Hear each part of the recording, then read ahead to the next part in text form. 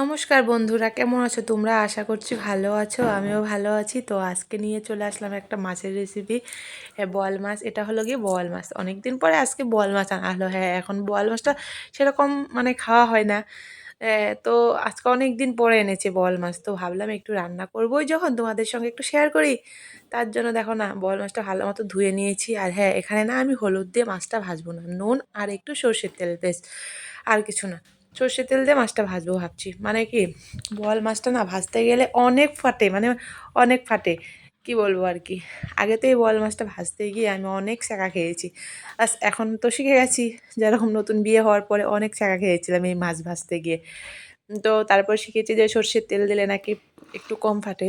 তো তার জন্য ভাবলাম একটু তেল আর একটু নুন, ব্যাস এটুকু দিয়ে মাছটা ভেজে নেব। আর হ্যাঁ, রান্নাটা আমি সর্ষের তেলেই করব ভাবছি। তার জন্য এখন মাছটা ভালো করে মেখে নিলাম। আর এই তো আমার অস্ত্র। হ্যাঁ, বোয়াল মাছ ভাজা মানে তো মনে হচ্ছে একদম যুদ্ধ করার মতন কাজ। সেই তো ঢাকনাটা সামনে নিয়ে ভাজলাম লাহে লাহে মাছগুলো। মানে অনেকটা টাইম লেগেছে। অন্য মাছ ভাজতে যতটুক টাইম না লাগে না, তার তুলনায় অনেক টাইম বেশি লেগেছে। কারণ মাছটা সবটুকু ভাজতে পারে না, একদম আঁচ কমিয়ে লাহে লাহে ভেজেছি। কারণ যে ফাটে, ভয় লাগে তার জন্য। মাছগুলো দেখতে একদম সাদা সাদা লাগছে না, ভাজছি ভালো মতো। আর একদম একটা জল জ্যান্ত মাছ ছিল, সেটাই কেটে এনেছে, গোটা আনেনি, একদম আর্ধেক এনেছে মাছটা। মাছটা খেতে কিন্তু খুব ভালো ছিল। আর আজকে রেসিপিটা আমি একদমই অন্যরকম করে বানাবো। হ্যাঁ, একদম মানে বিনা সবজিতে রান্না। মটরশুঁটি যেরকম ধরো গোটা গোটা খেয়েছে, গোটা মটরশুঁটি দিয়ে অনেকবার রান্না করেছি। মাছের ঝোল, ডিমের ঝোল, মাংসতে, সব কিছুতে দিয়েছি।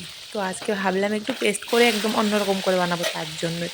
আর এদিকে দেখো না, একে একে সবগুলো মাছ ভালো করে ভেজে নিলাম। মানে কড়া করে ভেজেছি, সেরকম কাঁচাও ভাজিনি। মাছগুলো ভেজে নিলাম, তারপরে এখন সবগুলো মশলা ভাজার পালা। মশলাগুলো ভেজে তারপরেই বাটবো, আমি পেস্ট করব। অনেকটা পরিমাণে আমি পেঁয়াজ নিয়েছি, পেঁয়াজটা ভালো করে তেলে ভেজে নিচ্ছি।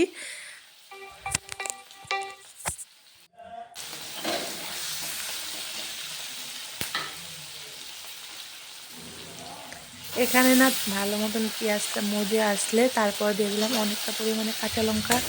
যেহেতু শুকনো লঙ্কা সেরকম খাওয়া হয় না, শুধু একটু কালারের জন্য একটু দেওয়া হয়, তাই তো লঙ্কাটা একটু হালকা ভেজে নিলাম। তারপর দিয়ে দিলাম টমেটো, টমেটোটাও কেটে নিয়েছিলাম, একদম কুচিয়ে নিইনি, 4 পিস করে নিয়েছি। শুধু মশলাটা পেস্ট করব, একটু ভেজে নিলে টেস্ট আসে বেশি, তাই না? কাঁচা টমেটো থেকে এটা বেশি ভালো। আর অনেকটা পরিমাণে মটরশুঁটি নিয়েছি। হ্যাঁ, মটরশুঁটি প্রায় শেষের দিকে, কিন্তু মটরশুঁটি দিয়ে আমি অনেক রেসিপি করেছি, তো এই রেসিপি একটা সেরা। খেতে তো খুব ভালো হয়েছিল। তো দেখো না, অনেকটা পরিমাণে, যেহেতু আমাদের বাড়িতে অনেক লোকজন, তো অনেকটা রান্না করতে হবে, তো অনেকটা পরিমাণে মটরশুঁটি নিয়েছি। তো মটরশুঁটিটাও ভালো করে একটু ভেজে নিয়েছি, একদম হালকা সেদ্ধ হওয়া পর্যন্ত ভালো করে ভেজেছি। এটা ভাজিনি, একদম কড়া করে ভাজিনি, সেদ্ধ হওয়ার মতন ভেজেছি। সবগুলো একসঙ্গে দিয়ে ভাজলাম। এদিকে সব ভাজাভুজি কমপ্লিট, তারপর এখন মশলাটা পেস্ট করতে হবে।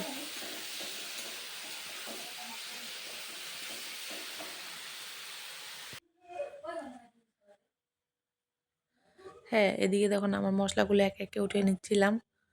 সবগুলো অনেকটা পরিমাণে মশলা হয়েছে, তো এটাকে এখন পেস্ট করতে হবে।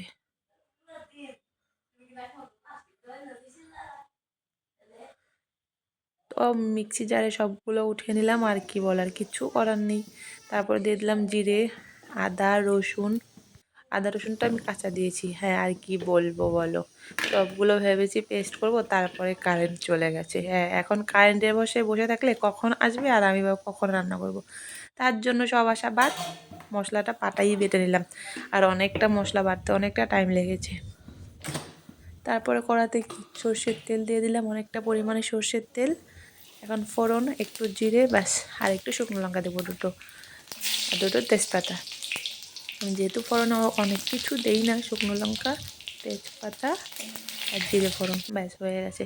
তারপরে এই যে মশলাগুলো, এতগুলো মশলা বেটেছি পাটায়।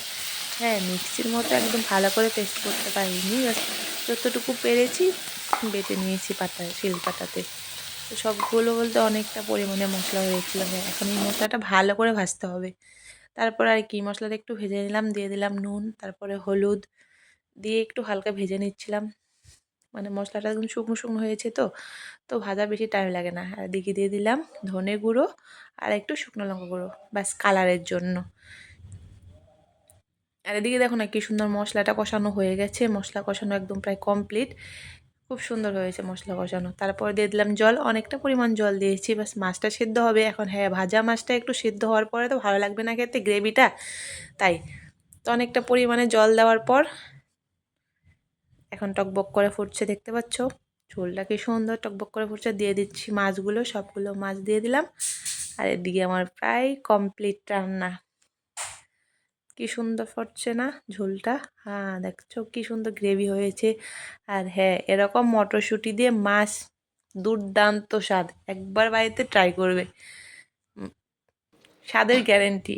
খুবই ভালো লেগেছিলো খেতে, ফার্স্ট টাইম রান্না করেছি মাছ এরকম করে মটরশুঁটি দিয়ে, খেতে তো খুবই দারুণ হয়েছিল। কি তোমাদের জিভের জল আসছে তো? যাই হোক, ভালো থাকবে সবাই, টাটা।